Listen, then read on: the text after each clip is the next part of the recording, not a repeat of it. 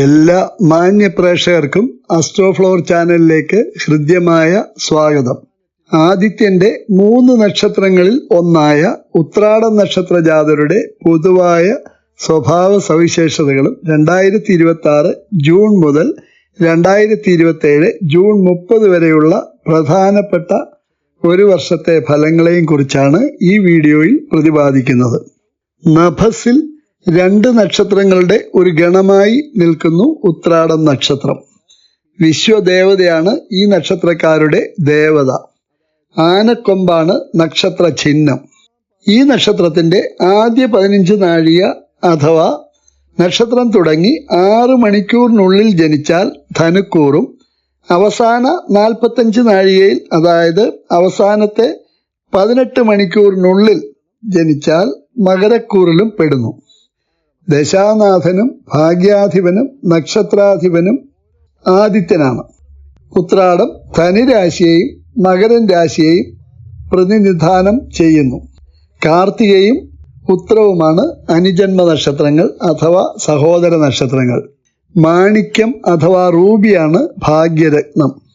കർക്കിടക മാസം ജനിച്ച ധനുക്കൂറിൽ പെട്ട ഉത്രാട നക്ഷത്ര ജാതർ ഭാഗ്യരത്നം ധരിക്കാൻ പാടുള്ളതല്ല, വിപരീത ഫലങ്ങളാണ് ഉളവാകുക. ജന്മനക്ഷത്ര വൃക്ഷം പ്ലാവാണ്. ഈ നക്ഷത്ര ജാതർ സ്വഭവനത്തിൽ പ്ലാവ് വെച്ച് പിടിപ്പിച്ച് പരിപോഷിപ്പിച്ചാൽ ആയുരാരോഗ്യ സമ്പൽ സമൃദ്ധി ലഭിക്കുന്നതാണ്. മൃഗം കാളയും പക്ഷി കോഴിയുമാണ്.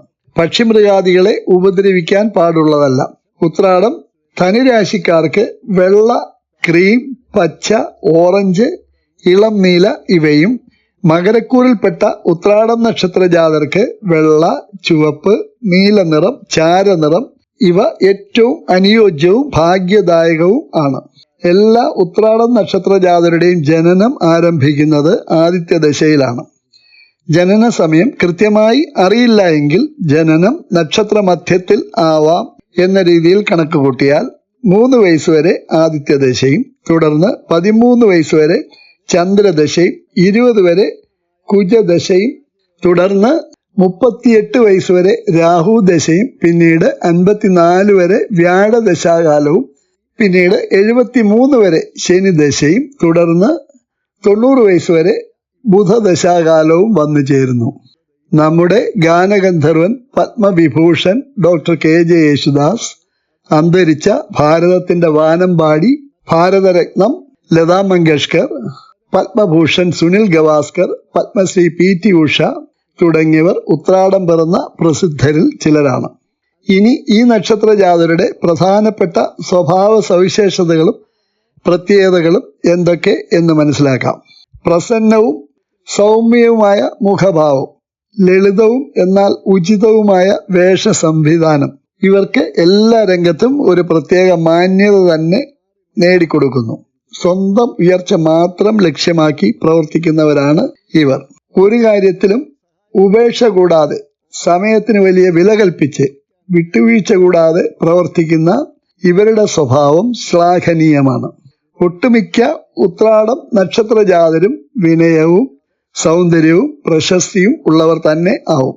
വീടും പരിസരവും വൃത്തിയായും ശുചിത്വമായും മോടി പിടിപ്പിക്കുക ഇവരുടെ ഒരു പ്രധാന വിനോദം തന്നെയാണ്. എത്ര തിരക്കുള്ളവരായാൽ പോലും ഈ കാര്യത്തിൽ അതീവ ശ്രദ്ധാലുക്കളാണ് ഇവർ. ഈശ്വരഭക്തി അത് ഏത് ജാതി മതസ്ഥരായാലും ശരി സമഭാവനയോടുകൂടി തന്നെ ഉന്നത വിശ്വാസത്തിന്റെ അധിപരായിരിക്കുകയും ഗുരുജനങ്ങളെയും മറ്റുള്ളവരെയും ഏറെ ബഹുമാനിക്കുന്നവരും ആയിരിക്കും ഈ നക്ഷത്രജാതം. ക്ഷിപ്രപ്രസാദവും ക്ഷിപ്രകോപവും ഇവരുടെ കൂടപ്പിറപ്പുകൾ തന്നെ. എങ്കിലും ഈ സ്വഭാവങ്ങൾക്ക് അല്പായുസ് മാത്രം. തികഞ്ഞ സഹായികളാണ് ഇവർ. വളരെ ചെറുപ്പത്തിൽ തന്നെ കഷ്ടതകളും ഉത്തരവാദിത്തങ്ങളും കുടുംബ പ്രാരാബ്ധങ്ങളും ഏൽക്കേണ്ടി വരുന്നതിനാൽ ഇവർക്ക് ഒരു പ്രത്യേക പക്വത തന്നെ കൈവരിക്കുന്നതിന് കഴിയുന്നു. ഏത് പ്രശ്നത്തെയും അതിസമർത്ഥമായി നേരിടുകയും എല്ലാ തുറകളിലും വിജയം കൈവരിക്കുന്നവരുമായിരിക്കും ഇവർ. ഇവർക്ക് നല്ല അഭിവൃദ്ധി ജീവിതത്തിൽ ഉണ്ടാവും. എങ്കിലും നല്ലൊരു ശതമാനം ആൾക്കാർക്കും ഭാഗ്യവും ഭാഗ്യക്കേടും മാറി മാറി വരുന്നതായി കാണുന്നു. ഇത് പൂർണ്ണമായും ശരിയല്ല. കാരണം ജനന സമയത്തിലെ യോഗഫലങ്ങളും ഗ്രഹങ്ങളുടെ ഉച്ചസ്ഥിതിയും മൊത്തത്തിൽ പ്രതീക്ഷിക്കാത്ത ഉയർച്ച തന്നെ ഇവർക്ക് നേടിക്കൊടുക്കുന്നതാണ്. ഉത്രാടം മകരരാശി ആയതിനാൽ മുതലയുടെയും മാനിന്റെയും ആകൃതിയാണ് മകരൻ രാശിക്ക്. വിട്ടുവീഴ്ചയില്ലാതെ കാർക്കശ്യ സ്വഭാവം, പ്രത്യേകിച്ച് സ്വന്തക്കാരോട്. അതേപോലെ മാനിനെ പോലെ നിഷ്കളങ്കരും ആയി മാറി മാറി പ്രതിഫലിക്കും ഇവരുടെ സ്വഭാവ രീതികൾ. ജന്മന ഈ നക്ഷത്ര ജാതർ അലസരാണെങ്കിലും ഏറ്റെടുക്കുന്ന കാര്യങ്ങൾ ചുറുചുറുക്കും തികഞ്ഞ കൃത്യനിഷ്ഠയും വിട്ടുവീഴ്ച കൂടാതെ പ്രവർത്തിക്കുന്നവരുമായിരിക്കും. സംതൃപ്തമായ ഒരു കുടുംബജീവിതം തന്നെയാവും ഇവരുടേത്. ഇനി ഉത്രാടം ആദ്യ 15 നാഴികയിൽപ്പെട്ട ധനുക്കൂറുകാരുടെ 2027 ജൂൺ വരെയുള്ള പൊതുവായ ഫലങ്ങൾ എന്തൊക്കെ എന്ന് ശ്രദ്ധിക്കാം. ഉത്രാടം ധനുരാശിക്കാർക്ക് ഇപ്പോൾ കണ്ടകശനി കാലമാണ്. വാഹനാപകടങ്ങൾ, ഹൃദയ സംബന്ധിയായ അസുഖങ്ങൾ, ശസ്ത്രക്രിയകൾ ഒക്കെ ആവശ്യമായി വന്നേക്കാം. കൂടാതെ സർവേശ്വരനായ ഗുരു അഷ്ടമത്തിൽ സഞ്ചരിക്കയാൽ ദൈവാധീനം വളരെ കുറയുന്നതായും അനുഭവപ്പെടാം.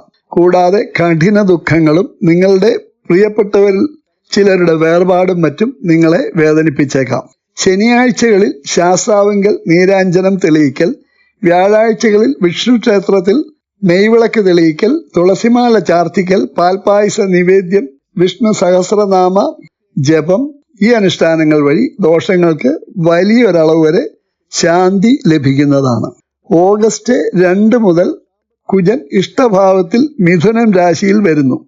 ഇത് സെപ്റ്റംബർ 17 വരെയുള്ള 1.5 മാസക്കാലം ഈ അവസ്ഥ തുടരുകയാൽ ഭൂമി സംബന്ധിയായ മാർഗങ്ങളിലൂടെ സാമ്പത്തിക ലാഭം കൈവരിക്കാൻ സാധിക്കുന്നതാണ്.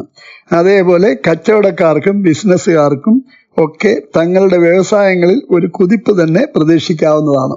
വീണ്ടും ഒക്ടോബർ 31 മുതൽ 2027 ജനുവരി 23 വരെ ഏതാണ്ട് 85-86 ദിവസങ്ങൾ, 3 മാസക്കാലത്തോളം സർവേശ്വരനായ ഗുരു ഭാഗ്യസ്ഥാനമായ 9-ൽ ചിങ്ങൻ രാശിയിൽ പ്രവേശിക്കുന്നു. ഈ സമയം നല്ല സാമ്പത്തിക അഭിവൃദ്ധിയും ഭാഗ്യാനുഭവങ്ങളും പൂർവീയ സ്വത്തുകൾ കയ്യിൽ വന്നു ചേരുകയും ഒക്കെ ചെയ്യുന്നതാണ്.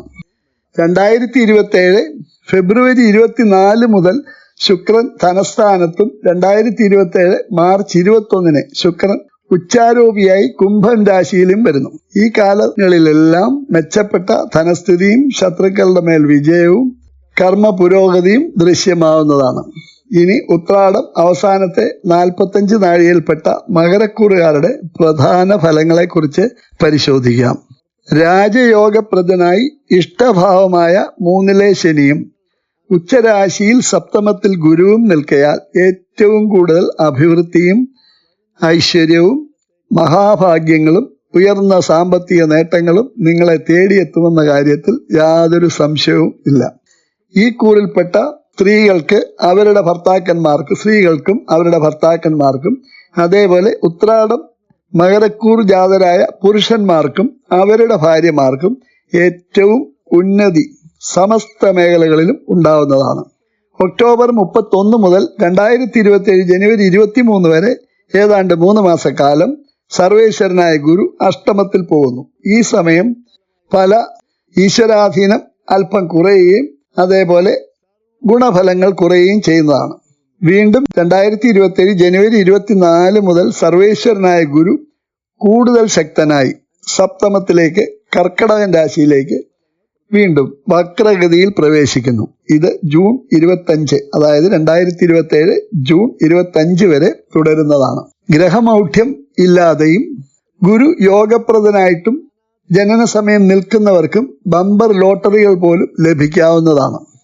2027 ഫെബ്രുവരി 24 മുതൽ കർമാധിപനായ ശുക്രൻ ഇഷ്ടഭാവത്തിലും 2027 മാർച്ച് 21 മുതൽ കർമാധിപൻ ധനസ്ഥാനത്തും തുടർന്ന് ഉച്ചരാശിയായ മീനം രാശിയിലും പ്രവേശിക്കുകയാൽ ഉന്നത കർമ്മലബ്ധിയും സർക്കാർ സർവീസിലും മറ്റും ഉള്ളവർക്ക് കൂടുതൽ ഉന്നത സ്ഥാനലബ്ധിയും കലാകാരന്മാർക്ക് കൂടുതൽ മികച്ച അവസരങ്ങളും ധനലബ്ധിയും അംഗീകാരങ്ങളും പ്രശസ്തിയും വന്നു ചേരുന്നതാണ്.